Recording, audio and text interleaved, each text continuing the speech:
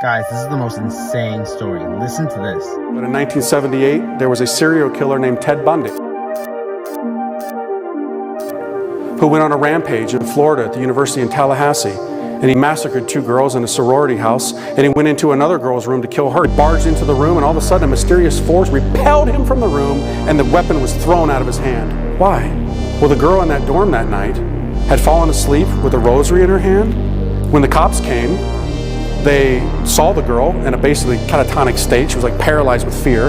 She said she didn't want to talk to anybody but a priest. They got a priest, a Monsignor came. Before she went off to college, she said to her mother that I promised to pray the rosary every night. And she told the priest that what she had told her mother about making that promise. Years later, when Ted Bundy was on death row, he asked to speak to a priest. Guess which priest came? The same one.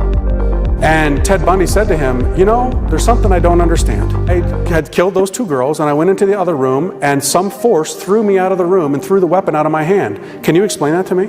Actually, I can. That's what the priest said. I talked to that girl that night.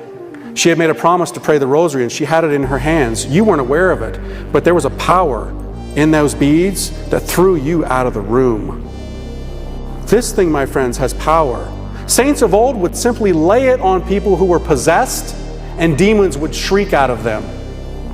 We say, oh, that's just nonsense. No, it's not nonsense. This thing is a sword, my friends, a sword.